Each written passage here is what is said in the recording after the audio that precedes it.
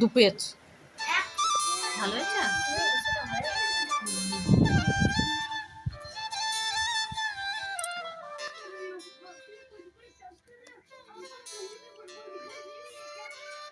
সকালবেলায় উঠে কাজবাজ তো শুরু করেছি। এখানে একটু চা বিস্কিট মেয়েকে দিয়ে দিলাম।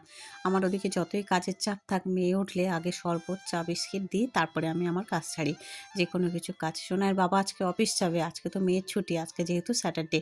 হ্যালো এভরিওয়ান, আমি তনিমা আবার একটা মিনি ব্লগ নিয়ে তোমাদের কাছে চলে এলাম। ফেসবুক থেকে যারা ভিডিওটা দেখছো তাদের অসংখ্য ধন্যবাদ। তোমরা আমার ফেসবুক ভিডিওতে ভীষণভাবে সাপোর্ট করছো, এবং যারা ইউটিউব থেকে ভিডিওটা দেখছো তাদের অসংখ্য ধন্যবাদ। তোমরা যে এইভাবে আমাকে সাপোর্ট করছো এবং পাশে আছো তার জন্য। ভোর থেকে উঠে কাজ বাজ সব সারা হয়ে গেছে, উঠান টুঠান ল্যাপা, কিছুটা কাজ সমস্ত কিছু করে নিয়েছি, এবং ভগবানের পূজাটাও সকাল সকাল করে ফেলেছি আজকে। জন্য কাজের প্রেশার অনেকটা হালকা আছে। মেয়ের যেহেতু এক্সাম চলছে, ছুটির দিনগুলো তো আমাকেই পড়াতে হবে, সোনার বাবা যেহেতু অফিস যাচ্ছে। এদিকে এসে চটজলদি বিছানাটা গোছগাছ করে নিলাম। মেয়ে তো উঠে পড়েছে, তোমরা দেখেছো। মেয়ে ওই ঘরে গেছে, আমি বললাম যে বিছানাপত্রটা গুছিয়ে নিই। বিছানাপত্র গোছগাছ করে আর খিদেও যেন পেয়ে গেছে, তাই একটু পোস্তর তরকারি আর এদিকে রুটি নিয়ে বসে গেছি। একটু খেয়ে নেব। মেয়ে এখন খাবে না, চা বিস্কিট টিস্কিট খেয়েছে বলে এখন খাবে না। এদিকে মেয়েকে পড়াচ্ছিলাম, তারপরে বললাম যে কয়েকটা জিনিস আনার আছে সোনাই, একটু নিয়ে আয়। একটু ঠাকুরের ধূপ, দুধ, তারপরে এদিকে একটু কুরকুরে ও খাবে বলে লাড্ডু, এগুলো সব নিয়ে এসেছে। এসে এখন বললাম যে এখানে রাখ, আমি তারপরে তুলে রাখবো, কারণ আজকে যেহেতু স্যাটারডে, আজকে একটু পূজা অর্চনারও ব্যাপার থাকে, পূজা দিতে যাই।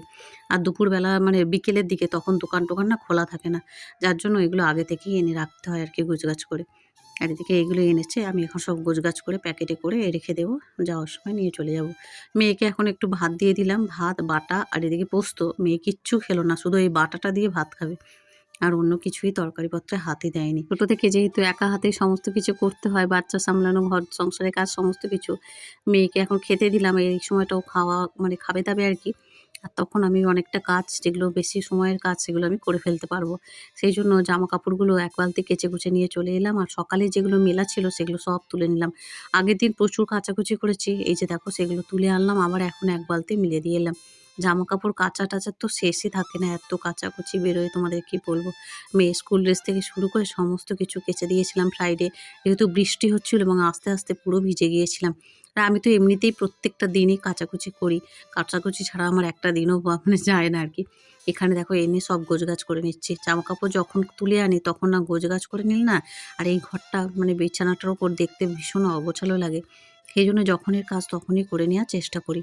একমাত্র যখন সময় না পাই, যখন হয়তো কোনো কিছুতে ব্যস্ত আছি, তখন আর করা হয় না, পড়ে থাকে আর কি।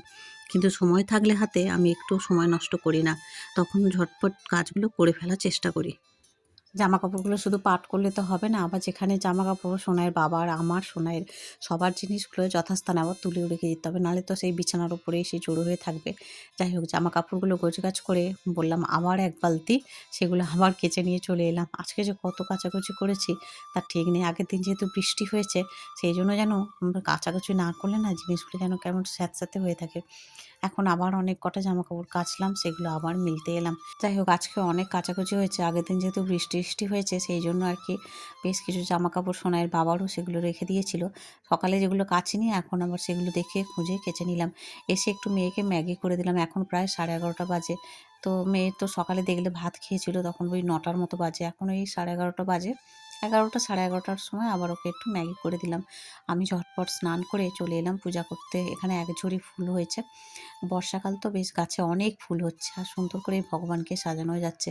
ফুল গাছগুলো মানে এক তো ঝাপড়া হয়ে গেছে, মানে ও নিচে আর কি উঠানে কেটে দিতে ইচ্ছা হয়, সোনার বাবা বলে কেটে দেবো, কিন্তু ওই যে এত ফুল হয়, সুন্দর করে ভগবানকে সাজানো যায় তো, সেই জন্য না মনে হয় যেন না থাক, কাটতে হবে না, যাকে একটু বর্ষা বেশি পড়লে তখন আবার কেটে দিতে হবে, নাহলে বড্ড মানে গাছের ডালপালা প্রচুর বেড়ে গেছে। এদিকে সুন্দর করে সমস্ত ভগবানকে আমি সাজিয়ে দিয়েছি। পূজা করেছিলাম বেশ বেলায় আর কি, সকালে যেহেতু একদম ভোরবেলা পূজা করে নিয়েছিলাম, দুপুরের পূজাটা সারতে সারতে আমার অনেকটা বেলা হয়ে গেছিলো। তারপরে একটু শুয়েছিলাম, ঘুম থেকে উঠে একটু চা করে নিলাম, মেয়েকে দিলাম, আমি একটু চা খেলাম। খেয়ে আমি জামা কাপড় কটা উপরে ছিল তুলে নিয়ে এসেছি। এবার একটু পূজা দিতে যাবো। সোনাই যাবে না বললো, আমি এখন যাব। সোনাইকে একটু চা বিস্কিট দিয়ে দিলাম। বেশিক্ষণ সোনাই ঘুমায়নি, আর আমি তো যাবো বলে তাড়াতাড়ি ঘুমিয়ে ভেঙে গেছে। সোনাই বলছিল মা উঠে পড়ো, তুমি যাবে আবার। জামা কাপড় উপর থেকে নিয়ে এসে ফোল্ড করে নিলাম। এখন যাবো একটু, ওই আজকে তো বড় বাবার বার, তো একটু পূজা দিয়ে আসবো আর কি, বাতাসা দুধ এইসব দিয়ে চলে আসবো। চলো, বাই বাই। এই যে জামা কাপড়গুলো ফোল্ড করে বিছানাতেই রাখলাম। এসে এগুলো আবার জায়গা মতো তুলে দেবো। পূজা দিয়ে আসার জন্য একটু ফুচকা নিয়ে চলে এসেছিলাম। তো সোনাইকে দিলাম, সোনাই ফুচকা খেলো। তারপরে এখন এই সন্ধ্যা দিতে চলে এসেছি। এখন ভগবানের এই যে দর্শন করিয়ে দিলাম। আর আজকের মতো মিনি ব্লগটা এইখানেই এন্ড করলাম। সবাই ভালো থেকো।